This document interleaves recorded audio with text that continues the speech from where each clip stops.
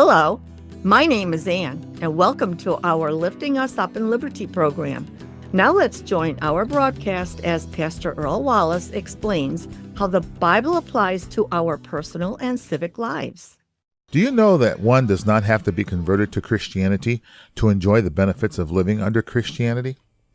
I believe it is important for God's church to acknowledge that the First Amendment of the U.S. Constitution gives evidence that America's founding fathers gave us a Christian nation, because God will not bless a nation to heal our land if we persist in seeing it and ourselves through the paradigm of a lie called separation of church and state.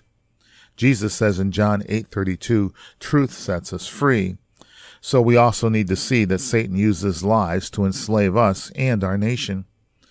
It seems counterintuitive to me that churches who quote separation of church and state actually also pray and attend events to petition God to influence our governments and government officials, from which they say God should remain separate.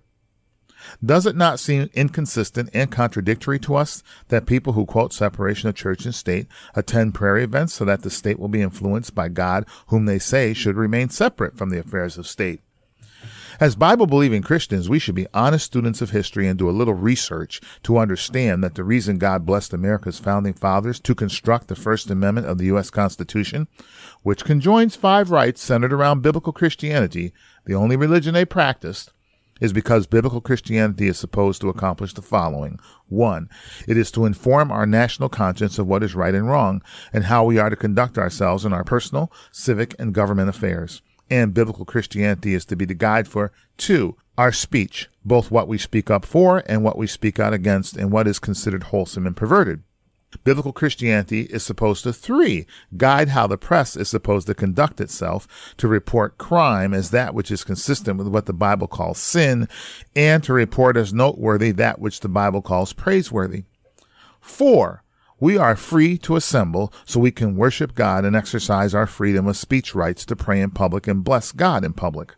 5, in the event that our government strays from these biblical principles, we are supposed to mass ourselves together to petition the government to obtain a redress, a righting of the wrongs of such grievances. No one is saying everyone in America has to be a born-again Christian. Neither did America's founding fathers establish a theocracy. What they designed was a culture where each individual was encouraged to self-govern under the 10 Commandments. Of course, our nation's civics laws are based on those commandments, as everyone has a right not to be murdered, stolen from, lied to, or about. The beauty of American society and those that traditionally operated as Christian cultures is that you don't have to be a Christian nor convert to Christianity to enjoy the benefits of living in one. What we've enjoyed in Western civilization, and in America in particular, is unlike anything the world has ever seen or known, which are cultures based upon everyone trying to treat each other according to the 10 Commandments and other biblical principles such as turn the other cheek and love your neighbor as you love yourself. Acknowledging this history and explaining it to others. And this is how we get lifted up in liberty. Thank you for listening. We hope you will join us in fulfilling 2 Chronicles 7:14 by repenting and turning to Christ so God saves your soul and heals our land. For more information about how the Bible applies to every aspect of our lives, including civics, visit us at libertycfchurch.org. Email us at office@libertycfchurch.org.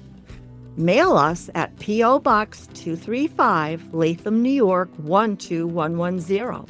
Or call us at 518-545-7744.